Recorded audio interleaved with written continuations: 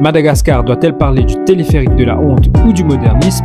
Nous vous résumons tout cela dans Closet Talks. Le gouvernement de Madagascar s'est lancé avec l'aide de la France dans la construction d'un téléphérique aussi imposant que contesté. Des investissements massifs de 150 millions d'euros ont été requis pour ce projet de transport par câble déployé à Antananarive, la capitale malgache. Toutefois, dans une grande île affectée par l'extrême pauvreté, l'écrasante majorité des Malgaches n'a pas les finances pour ne serait-ce que rêver de mettre un pied à bord du téléphérique. Donc, pourquoi le président Andry Rajoelina s'obstine-t-il dans cette voie, quitte à endetter son pays pour des décennies? Officiellement, le téléphérique vise à décongestionner la capitale, à connecter plus rapidement différentes localités de Tana et aussi à atténuer l'émission de gaz carbonique. Le gouvernement malgache a estimé que ce projet enlèvera au quotidien 75 000 passagers des bus et plus de 2000 voitures des routes. En construction depuis 2022, le téléphérique a connu un premier essai en juin 2024 et devrait être livré en 2025. Long de 12 km, il promet de relier Anous à Ambatoube en une trentaine de minutes. Et pour financer les 150 millions d'euros requis à sa réalisation, Madagascar a signé un accord avec la France en 2021. Ainsi, un prêt de 28 millions d'euros a été obtenu du Trésor français, alors qu'un autre a été garanti par BPI France, soit la Banque publique d'investissement de France. Deux sociétés, françaises également, ont été chargées de la réalisation de ce projet, Poma et Cola. Mais ce téléphérique répond-il aux attentes de la réalité malgache? Sur place à Madagascar, un aspect nous a profondément troublés avec ce téléphérique, car ces développements infrastructurels, aussi impressionnants soient-ils, contrastent avec la détresse humaine alentour. Cette détresse, elle se traduit par une misère criarde qui prive de nombreux malgaches, petits comme grands, de besoins basiques requis pour vivre décemment, voire pour survivre. Selon les estimations de la Banque mondiale, 80% des 30 millions de malgaches vivent en dessous du seuil mondial de pauvreté.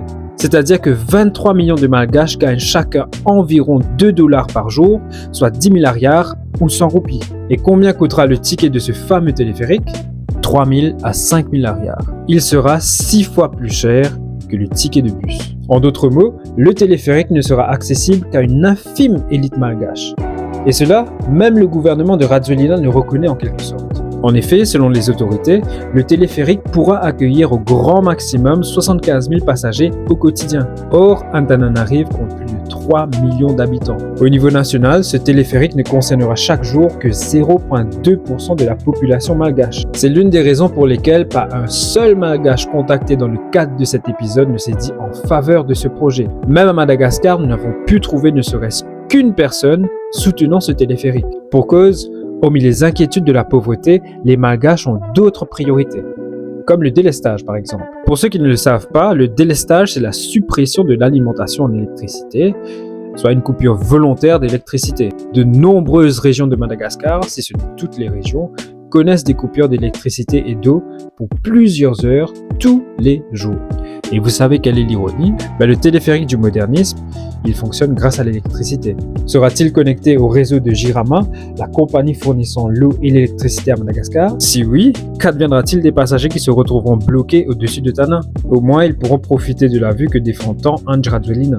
Mais plus bas, à l'ombre du téléphérique de la honte, l'accès aux soins et à l'éducation reste un défi pour beaucoup. Des flopées d'enfants sont livrés à eux-mêmes dans les rues.